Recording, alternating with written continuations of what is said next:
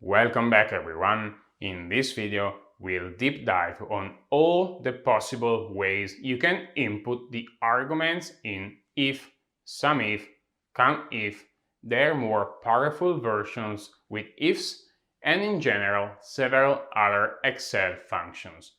We'll see how to use complex logical operators to correctly manage values like greater than or equal to, and how to use wildcards to deal with text conditions, for example, to search both the singular and the plural of a name.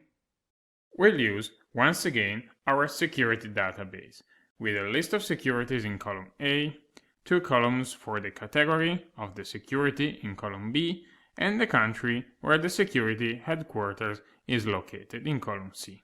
And finally, we have the value in $1,000 that was owned by Warren Buffett for each security at the end of 2020. If we scroll to the bottom, we see some examples of applications of SUMIF, COUNTIF, and their ifs versions.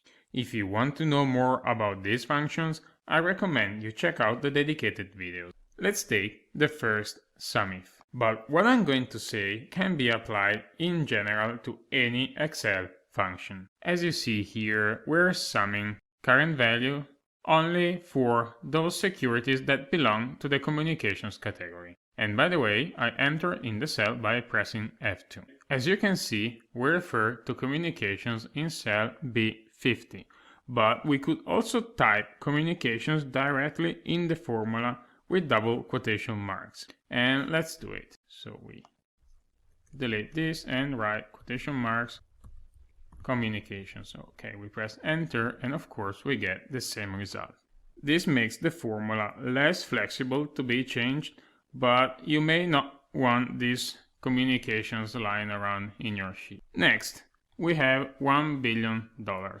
With this SUMIF, we sum all the values above $1 billion or 1 million, as the current value is stated in $1,000. As you see, we type greater than 1 million in the formula and we had to type it in quotation marks since we have the greater sign here at the beginning. We could also write this in a cell and reference to it. Basically the opposite of what we did before. So we copy this, ask, we F2, paste it here, and now instead of hard coding that, we could refer to this and we have the same result we had before. Also, we could just type 1 million here, and here of course now you get a 0, and we could write quotation marks greater than, we close the quotation marks, we put an ampersand here to link the greater than with cell C51, and now what we wrote here is the same as before, greater than 1 million. We press enter and as you see we have once again 262 millions. And to make this even clearer, let's write here above $1 billion. Okay.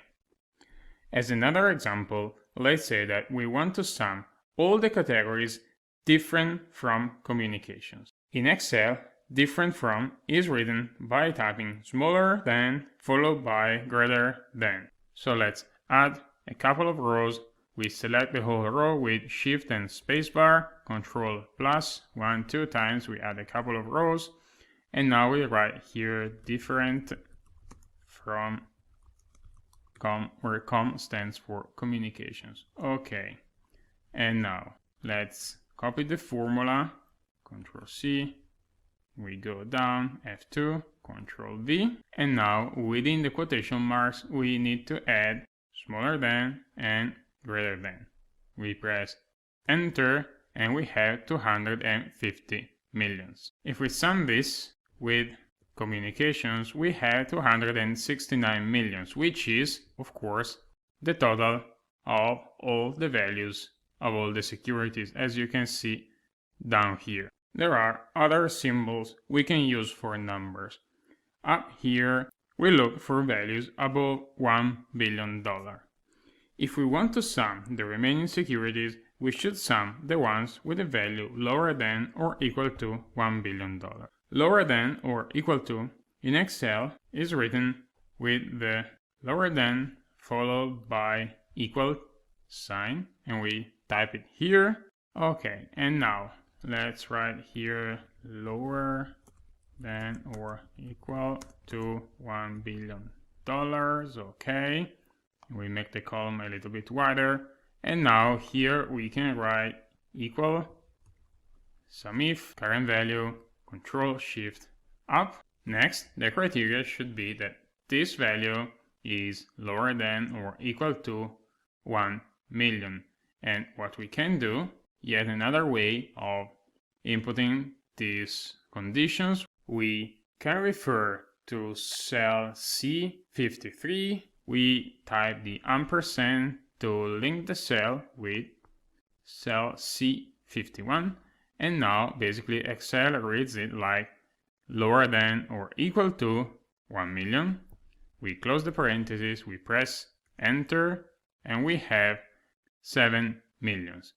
Once again, if we sum 7 millions and 262 millions, which is the value of all the securities above $1 billion, we get 269 millions, because once again, we took into consideration every single security, all the ones above $1 billion and all the ones with a value lower than or equal to $1 billion. If we want to write greater than or equal to, we just need to change the first symbol from lower than to greater than. And let's write it here like this. Okay, time to switch to text arguments. We'll now see together two lesser known symbols, also called wildcards. With wildcards, you can select multiple cells with different content, but with something in common that you specify. Let's take COUNTIF. Let's scroll a little bit down here, and here, as you can see, we counted all the securities that belong to the communications category. Let's say that for some reason we want to sum securities in all categories starting with the letter C. We can do it by using the asterisk symbol. And let's do it down here. So we add another row and we write starting with C. Okay, let's copy the formula, paste it down here, and now instead of referring to communications, we open the quotation marks, write the letter C, asterisk, we close the quotation marks, and we press enter. As you see, we have 18, because now we're considering both communication securities and consumer securities. C asterisk means that our only request is for the security to start with the letter C. And then there could be anything written. We could use any number of letters. We could use C, we could use CO, and we still have 18, or we could use CON, and we go back to 10, as consumer now has an N. But let's go back to just C with Control Z, and we have C asterisk once again. Note that the asterisk could also be at the beginning. For example, we could look for anything ending with AL, like financial or postal.